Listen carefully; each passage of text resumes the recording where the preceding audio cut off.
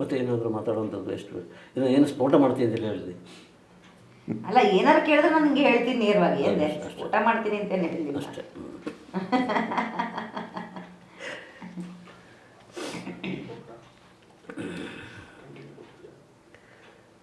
ನಂಗೆ ಅಪ್ಪ ಹೇಳೋರು ಏನೋ ಕೊನ್ಮನೆ ಅಪ್ಪನ ಮೇಲೆ ಒಂದು ಸಂಚಿಕೆ, ಅವ್ರು ಎಷ್ಟು ಸಂಚಿಕೆ ಮಾಡಿದ್ರು ಅಷ್ಟು ಕೇಸ್ಗಳಿತ್ತು ಅಂತ ನಾವು ರೇಗಿಸ್ತೀವಿ ಅವ್ರನ್ನ, ಅಷ್ಟೊಂದು ಒಂದು ಮಣ ಕೋರ್ಟ್ಗಳಿಗೆ ಹೋಗ್ಬೇಕಾಗ್ತಿತ್ತು ಅವ್ರು. ಈಗ ನಾನು ಜವಾಬ್ದಾರಿ ತಗೊಂಡಿರೋದ್ರಿಂದ 6 ವರ್ಷ 7 ವರ್ಷ ಎಲ್ಲ ಸಿಬ್ಬಂದಿ ರಿಪೋರ್ಟರ್ಸ್ಗೆ ಹೇಳ್ಬಿಟ್ಟಿದ್ರು, ಒಂದೇ ಒಂದು ಕೇಸ್ ಮಕ್ಕಳ ನನ್ನ ಮೇಲೆ ಬಿದ್ದರೆ ನನಗೆ ಸಾಕಾಗೋಗಿದೆ ಕೋರ್ಟ್ಗೆ ಹೋಗಿ ಅಂತ. ಈಗ ಅದನ್ನ ನಾನು ಹೇಳಿಟ್ಟಿದ್ದೀನಿ ನಮ್ಮ ಎಲ್ಲ ಸಿಬ್ಬಂದಿಗಳಿಗೆ. ಯಾವಾಗೋದು ಸುಮ್ಮನಿರೋ ಬೇಡ ನನಗೆ, ನಾನು ಹೋಗೋದು ನಿಲ್ಲೋದು, ಅವ್ರು ಬರೋದು ನಿಲ್ಲೋದು ಸಾಕಾಗೋಗುತ್ತೆ. ಈ ಕೇಸ್ಗಳೆಲ್ಲ ಹಾಕಿಸ್ಕೊಟ್ಟು ಅಂದರೆ ಪತ್ರಿಕೆ ನಡೆಸೋದು ಕೂಡ ಸುಲಭ ಮಾತಲ್ಲ. ಏನು ಪಂಚಿಂಗ್ ಹೊಡೆದೆ ನಾನು ಆಗಲ್ಲ ಹೊಡೆದಾಗ ನಾವು ನೀಡ್ತಾನೆ ಬಂದು ಪಂಚ್ ನನಗೆ ಕೊಡ್ತಾರೆ. ಸೊ ಹಂಗಾಗಿ ಎಲ್ಲದರಲ್ಲೂ ಕೇರ್ಫುಲ್ ಆಗಿರಬೇಕು. ಮತ್ತು ದಾಖಲೆ ಸಮೇತ ಬರೆದ್ರೆ ಅದರಿಂದ ನಮಗೆ ಏನೋ ಹೆದರಿಕೆ ಆಗುವಂಥದ್ದು ಇಲ್ಲ. ಅಲ್ಲ, ದಾಖಲೆ ಎಷ್ಟು ಪಕ್ಕ ಇದೆ ಅಂತ ಚೆಕ್ ಮಾಡ್ಕೋಬೇಕಲ್ಲ ನೀನು ಫಸ್ಟು. ಅದೇ ಮಾಡ್ಕೊಂಡೇನೆ ಬರೆಯೋದು. ಸೊ ಅದನ್ನೆಲ್ಲ ಮಾಡ್ಕೊಂಡಾದ್ಮೇಲೂ ಕೂಡ ಎಲ್ಲೋ ಒಂಚೂರು ಎಡವಟ್ಟು ನೋಡಿ ಹಾಗೆ ಜಾತ್ರೆ ಆಗಲೇ ಬಿತ್ತು 3 ಕೇಸು ಅಂತ. ಯಾರಿಗೆ ಈ ಕೇಸು ಕೋರ್ಟು ಹೆದರಿಕೆ ಅಲ್ಲ, ಅದು ಹೈರಾಣ ಮಾಡ್ಬಿಡತ್ತೆ, ಸಾಕು ಮಾಡ್ಬಿಡತ್ತದು. ಅಯ್ಯೋ ನಮ್ಮ ಅಪ್ಪ ಅನ್ಬೋಸಿದ್ ನೋಡ್ತಿರ್ತಿದ್ದಲ್ಲ ನಾನು ನನ್ಕೊಂಡು ನನ್ಗೆ ಅನುಭವ ಇನ್ನೂ ಆಗಿಲ್ಲ, ಹೋಗ್ಬೇಕು ಮುಂದಿನ ತಿಂಗಳಿದೆ. ಬಟ್ ಸ್ಟಿಲ್ ಅದನ್ನ ಅಪ್ಪ ಮಾಡೋ ನೋಡೋ ಹಣ್ಣಾಗ್ಬಿಡ್ತೀವಿ, ಹಾಕಿದವನು ಹಣ್ಣಾಗ್ತಾನೆ, ಹಾಕ್ಸ್ಕೊಂಡವ್ರು ಹಣ್ಣಾಗ್ತಾರೆ. ಆಮೇಲೆ ಅವ್ರಿಗೆ ಎಲ್ಲೆಲ್ಲಿ ಕೇಸು, ಅಲ್ಲೆಲ್ಲ ಗುಲ್ಬರ್ಗಲ್ಲಿ ಒಂದು ಕೇಸು, ಹಾವೇರಿಲಿ ಒಂದು ಕೇಸು, ದುರ್ಗದಲ್ಲಿ ಒಂದು ಕೇಸು, ಶಿವಮೊಗ್ಗದಲ್ಲಿ ಒಂದು ಕೇಸು. ಅಪ್ಪ ಮಜಾ ಮಾಡೋರು. ಅಂದರೆ ಅಲ್ಲಿ ಇವಾಗ ಫಾರ್ ಎಕ್ಸಾಂಪಲ್ ಬಳ್ಳಾರಿ ಅಂದರೆ ಸೆಂಟ್ರಲ್ ಜೈಲ್ ವಿಸಿಟ್ ಮಾಡಲೇಬೇಕು, ಅಲ್ಲೂ ವರದಿ ತೊಗೊಂಬರೋರು. ಟೈಮ್ ಅಂತೂ ವೇಸ್ಟು, ಅಲ್ಲೋ ಕೋರ್ಟಲ್ಲಿ ನಿಲ್ತೀವಿ, ಅಲ್ಲಿ ಮುಗಿಯುತ್ತೆ. ಫಸ್ಟ್ ಹಾಫ್ ಆದರೆ ಕೋರ್ಟ್ ಮುಗಿಸು, ಜೈಲ್ಗೆ ಹೋಗು, ವರದಿ ತಗೊಂಬ. ಇಲ್ವಾ ಸೆಕೆಂಡ್ ಫಸ್ಟ್ ಹಾಫೇ ಜೈಲ್ಗೆ ಹೋಗು, ವರದಿ ತಗೊಂಬ, ಆಮೇಲೆ ಕೋರ್ಟ್ಗೆ ಹೋಗು.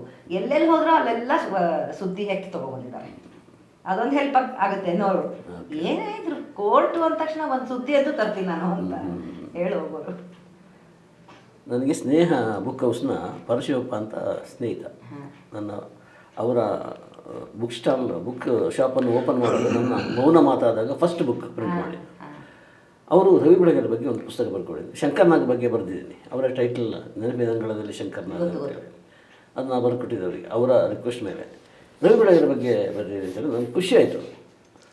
ಕೂತ್ಕೊಂಡಾಗಲೇ ಸಮಸ್ಯೆ ನನಗೆ ಬಂದಿದ್ದು, ಯಾವುದನ್ನು ಬರೆಯೋದು ಯಾವುದು ಬಿಡೋಣ ಅಂತ ದೊಡ್ಡ ಕಷ್ಟ ಆಗೋಯ್ತು.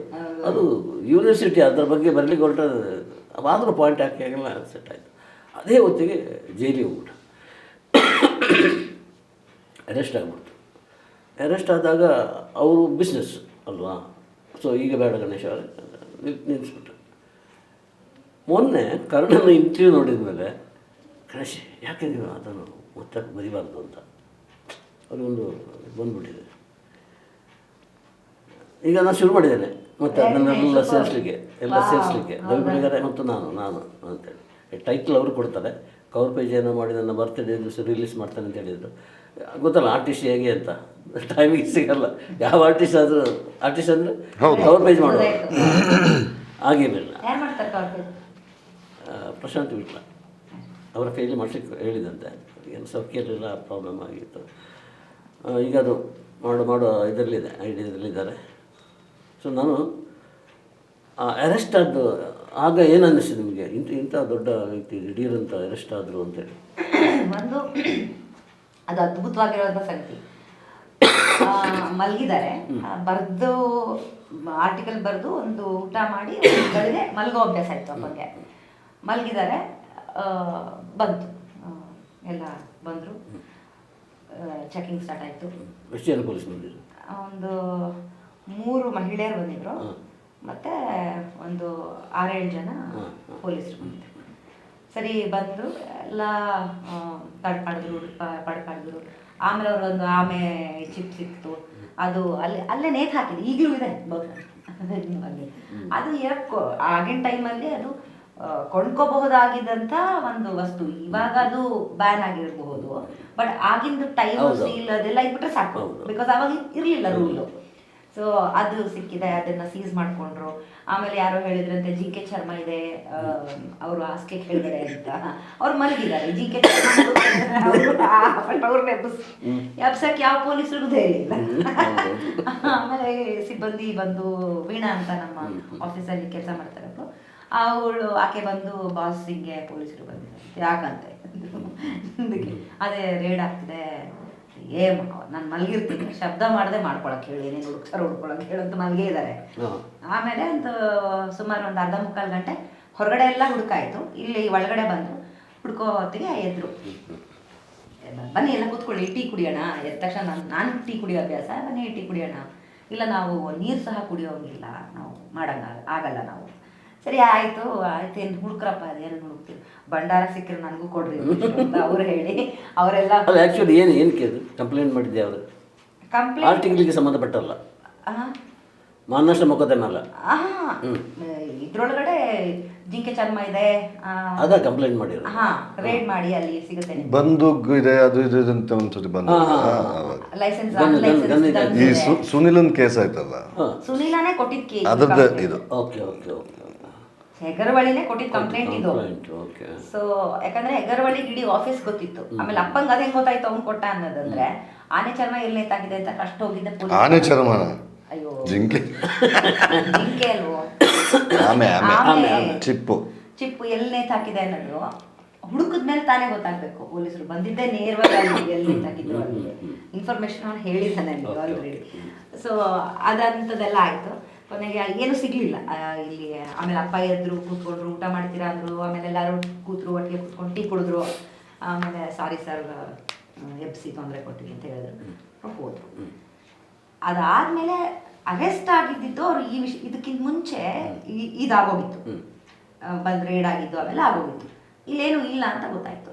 ಅದಾದ್ಮೇಲೆ ಅವನು ಸುಪಾರಿ ಕೇಸ್ನ ದಾಖಲೆ ಮಾಡಿದ, ಅರೆಸ್ಟ್ ಆಗಿದ್ದು. ಅದಕ್ಕೆ ಅವನೇನೆ ಕೊಲೆ ಮಾಡಿಸ್ತೀನಿ ಅಂತ ಹೇಳಿದ್ರು, ಕೊಲೆ ಮಾಡ್ತೀವಿ ಅಂತ ಅದಕ್ಕೆ ಹಾಕಿದ್ರು, ಯಾರಿಗೋ ಸುಪಾರಿ ಕೊಟ್ಟಿದ್ರು ಅಂತ ಒಂದು ಆಯ್ತಲ್ಲ, ಆ ಕೇಸ್ ಮೇಲೆ ಅರೆಸ್ಟ್ ಆಗಿದ್ದು. ಆ ಕೇಸ್ ಮೇಲೆ ಅರೆಸ್ಟ್ ಆಗ್ತಾರೆ. ಸೊ ಅವಾಗ ನಾನು ಧಾರವಾಡಲ್ಲಿದ್ದೆ. ನನಗದು ಗೊತ್ತಾಗಿದ್ದೆ ಫೋನ್ ಕಾಲ್ ಬಂದಾಗ. ಇಲ್ಲಿ ಬಂದ ತಕ್ಷಣ ಎಲ್ಲ ಫೋನ್ನೆಲ್ಲ ಕಿತ್ಕೋತಾರೆ, ಎಲ್ಲ ಮಾಡ್ತಾರೆ. ಮತ್ತೆ ಯು ಹ್ಯಾವ್ ಟು ಕಮ್ ಅಂತ ಹೇಳ್ತಾರೆ. ಸರಿ ಅಪ್ಪ ಅದೇ ಯಥಾ ಪ್ರಕಾರ ಸಿಗರೇಟ್ ಕೊಡಿ, ಅದು ಕೊಡಿ, ಅದು ನಾನು ಜೀಪಲ್ಲಿ ಬರ್ತೀನಿ ಅದೆಲ್ಲ ಮಾಡ್ತಾರೆ. ಆಯಿತು, ಅವರು ಫೈನ್, ಅರೆಸ್ಟ್ ವಾರೆಂಟ್ ಬಂದುಬಿಟ್ಟಿದೆ, ನಾನು ಹೋಗಲೇಬೇಕು ಅಂತ ಹೋದರು. ಅಲ್ಲಿ ಹೋಗಿ ಒಂದು ದಿವಸ ಆ ಪೊಲೀಸರು ಆ ಜೈಲಲ್ಲಿ ದಯವಿಟ್ಟು ಇವ್ರನ್ನ ಕರ್ಕೊಂಡು ಹೋಗ್ಬಿಡಿ ಆಚೆ. ಇವ್ರ ಕಾಟ ನಮ್ಮ ಕೈಲಿ ತಡೆಯೋಕ್ಕಾಗ್ತಿಲ್ಲ. 2 ನಿಮಿಷಕ್ಕೆ ಸಿಗರೇಟ್ ಕೊಡು ಅಂತಾರೆ. ಆಮೇಲೆ ಪರ್ಮಿಷನ್ ಒಳಗಡೆ ಎಂಟ್ರ್ ಆಗೋಕ್ಕೆ ಎಲ್ಲ ಇರೋದು 1 ಸತಿ 2 ಸತಿ ಮ್ಯಾಕ್ಸಿಮಮ್. ಫ್ಯಾಮಿಲಿಯವ್ರು ಬರ್ಬೋದು. ಅವಾಗ ಬೇಕಾದ್ರೆ ಅವ್ರದ್ದೇ ಜಿಮ್ ಬೇಕು, ಅವ್ರದ್ದೇ ಆಸ್ತಿ ಬೇಕು. ಇದ್ದಿದ್ದು ಒಂದೇ ದಿನ, ಒಂದಿನದಲ್ಲೇ ಎಲ್ಲರನ್ನೂ ಹೈರಾಣ್ ಮಾಡಕ್ಕೆ ಎಲ್ಲರೂ ಒಂದು ರಾತ್ರಿ ಇದು 2 ರಾತ್ರಿ, ಒಂದು ರಾತ್ರಿ, ಒಂದಿನ ಒಂದು ರಾತ್ರಿ. ಅದಾದಮೇಲೆ ಅಫ್ಕೋರ್ಸ್ ಅವರು ಕಂಡೀಷನ್ಸ್ ಕೂಡ ಸಖತ್ ಏರುಪೇರು ಆಗೋದು. ಅವ್ರಿಗೆ ಶುಗರ್ ಲೆವೆಲ್ಸು ತುಂಬ ಏರುಪೇರು ಆಗೋದು. ಸೊ ಅಂದರೆ ಟೈಮ್ ಕರೆಕ್ಟಾಗಿ ಅವ್ರಿಗೆ ಇವಾಗ ಲೋ ಆಗ್ತಿದೆ ಅಂದ ತಕ್ಷಣ ಅವ್ರಿಗೆ ಹಿಂಟ್ ಗೊತ್ತಾಗ್ಬೋದು. ಅವಾಗ ನಮಗೆ ಮಜಾ ಅಂದರೆ ಮಜಾ ಮಾಡೋರು ಅವರು. ಹಿಂಗಂದ್ರೆ ಬರೀತಾ ಇರೋರು ಬೆಲ್ ಮಾಡಿಬಿಟ್ಟು ಹಿಂಗಂದ್ರೆ ಇದು ಮಾಡು ಅಂತ, ಏನೋ ಚೆಕ್ ಮಾಡು ಅಂತ, ಪ್ಯಾರಾಮೀಟರ್ಸ್ ಚೆಕ್ ಮಾಡು ಅಂತ. ಹಿಂಗಂದ್ರೆ ಶುಗರ್ ಟೆಸ್ಟ್ ಮಾಡು ಅಂತ, ಹಿಂಗಂದ್ರೆ BP ಟೆಸ್ಟ್ ಮಾಡು ಮಾತಿಲ್ಲ. ಎಲ್ಲ ಆಕ್ಷನ್ ಅಲ್ಲಿ ತೋರ್ಬಿಡೋರು. ಹಿಂಗಂದ್ರೆ ಶುಗರ್ ಟೆಸ್ಟ್ ಮಾಡಬೇಕು, ರಕ್ತ ಅಂದರೆ ಪ್ರಿಕ್ ಮಾಡಬೇಕಲ್ಲ, ಪ್ರಿಕ್ ಮಾಡಿ ಅದರಿಂದ ರಕ್ತ ಬರುತ್ತೆ, ಟೆಸ್ಟ್ ಮಾಡಬೇಕು ಮಿಷಿನ್ಗೆ ಹಾಕಿ. ಹಿಂಗಂದ ತಕ್ಷಣ ಆಕ್ಸಿಜನ್ ಲೆವೆಲ್ ಪ್ಯಾರಾಮೀಟರ್ಸ್ ಇಡು ಇಲ್ಲಿ ಅಂತ. ಈ ಆಕ್ಸಿಜನ್ ಲೆವೆಲ್ ಎಷ್ಟಿದೆ, ಕರೆಕ್ಟ್ ಆಗಿದೆ, ಓಕೆ. ಹಿಂಗಂದ್ರೆ BP ಟೆಸ್ಟ್ ಮಾಡು. ಇಲ್ಲಿ ಬರವಣಿಗೆ ನಡೀತಾ ಇರುತ್ತೆ. ಆಮೇಲೆ ಸಿಗರೇಟ್ ಬಿಡ್ಲಿಕ್ಕೆ ಹಂಗೆ ಆತ ಮಾಡಿದ ಪ್ರಯತ್ನ ಇದೆಲ್ಲ ಪ್ಯಾಚಸ್ ಹಾಕಿ ಅದಾಕೊಂಡು ಚೆನ್ನಾಗಿ ಅದಾಕೊಂಡು ಅದೇನು ಮುಂದೆ ಇಷ್ಟಿಷ್ಟು ಇತ್ತದು ನಿಕೋಟೆಕ್ಸ್ ಎಲ್ಲ ಚೂಯಿಂಗ್ ಗಮ್ಮು. ಚೂಯಿಂಗ್ ಗಮ್ ಬಿಡ್ಲಿಕ್ಕೆ ಟ್ರೈ ಮಾಡಿದಲ್ಲ ಎಂಥದ್ದು ಕೈಯಲ್ಲಿ ಇದು ಅಪ್ಪ ಅಮ್ಮ ECG ಹೃದಯ ಬಡಿತ.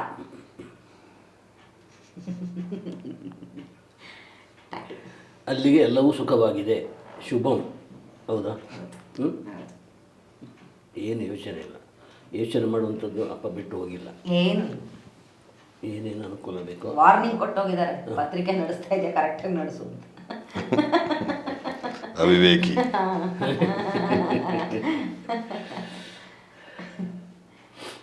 ಯಾವತ್ತಾದರೂ ಈ ಅಮ್ಮನ್ನು ಯಾಕೆ ಮದುವೆ ಆಗಿದೆ ಅಂತ ಅನಿಸ್ತಾ?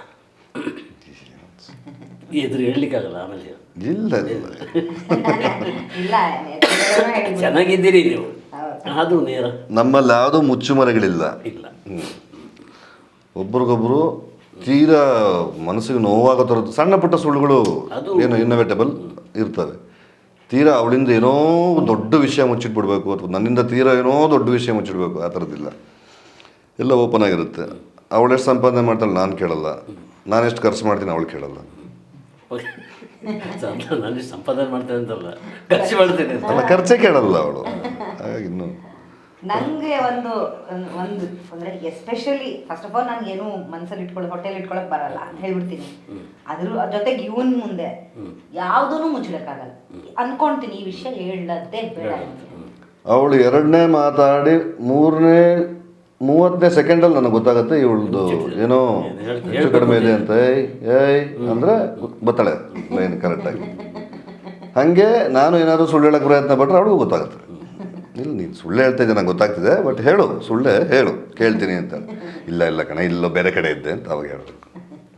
ಮಕ್ಕಳು ಒಬ್ಬಳೆ ಪರಿಣಿತ, ಈಗ 9th ಸ್ಟ್ಯಾಂಡರ್ಡ್ ಓದ್ತಾ ಇದ್ದಾಳೆ ಡೆಕ್ಕನ್ ಇಂಟರ್ನ್ಯಾಷನಲ್ ಸ್ಕೂಲಲ್ಲಿ. ಅದಕ್ಕೆ ಪ್ರಾರ್ಥನೆ ಇಟ್ಕೊಂಡು ನಮ್ಮ ಸ್ಕೂಲು ಅಂತ ಕೊಬ್ಬರುತ್ತಲ್ಲ ಮಕ್ಕಳಿಗೆ. ಒಬ್ಬಗಿಂತ ಬೇರೆ ಟೀಚರ್ಸು ಎಲ್ಲರೂ ಅವಳನ್ನು ನೋಡೋ ರೀತಿ ಬೇರೆ ಆಗಿಬಿಡುತ್ತಲ್ಲ. ಟೀಚಿಂಗ್ ಸ್ಟಾಫ್ ಎಲ್ಲ ಓನರ್ ಮಗಳು ಮೊಮ್ಮಗಳು ಅನ್ನೋದಲ್ಲ. ಹಾಗಾಗಿ ಬೇಡ ಇಲ್ಲಿ ಸೇರ್ಸೋದು ಬೇಡ ಅಂತ. ಆಮೇಲೆ ದಾರಿಗಂತೂ ಬರಲ್ಲ ಅವಳು. ಇಲ್ಲಿ ಏನಾದ್ರು ಇದ್ರೆ ಗಡಿದು ಎಲ್ಲಾರನ್ನೂ ನಡಗಿಸ್ಬಿಡ್ತಾಳೆ. ನನಗೆ ಹೋಮ್ವರ್ಕ್ ಕೊಡ್ತೀರಾ ಅಂತ ಸ್ಟಾರ್ಟ್ ಆಗ್ಬಿಟ್ರೆ ಆ ಥರದ್ದೆಲ್ಲ ಬೇಡ. ಒಂದು ಗುರು ಅಂದರೆ ಒಂದು ಭಕ್ತಿ ಇರಬೇಕು, ಒಂದು ಅದ್ರ ಬೆಲೆ ಗೊತ್ತಿರಬೇಕು. ಸೊ ಹಂಗಾಗಿ ಬೇರೆ ಸ್ಕೂಲೇ ಉತ್ತಮ. ಅಪ್ಪ ಇರುವಾಗಲೇ ಸೇರಿಸಿದ್ರು. ಅವಳು ಎಷ್ಟು ಅವಾಗ ಅಪ್ಪ ತೀರ್ಕೊಂಡಾಗ ಅವಳು ಆಲ್ರೆಡಿ 5th ಸ್ಟ್ಯಾಂಡರ್ಡ್ ಇದ್ಲು. 5th ಅಪ್ಪ 4 years ಆಯ್ತಲ್ವ. ನಾನು ಬಿಗ್ ಬಾಸ್ಗೆ ಹೋದಾಗ ಅವಳು 5th ಇದ್ಲು. 6th ನೀವು ಬಂದಾಗ 5 ವರ್ಷ ಆಯಿತು. ಇನ್ನೇನು ವಿಶೇಷಗಳು ಏನಾದರೂ ಹೇಳುವಂಥದ್ದು ನಿಮಗೆ? ಇದು ಹೇಳ್ಬೇಕಾಗಿತ್ತು ಅಂತ ಅನಿಸಿದ್ಯಾ? ಏನಾದರೂ ಇದೆಯಾ? ಇಲ್ಲ, ಆ ಥರದ್ದೇನು ನೀವೇನು ಬಿಟ್ಟಿಲ್ಲ ಎಲ್ಲ ಕೇಳಿ.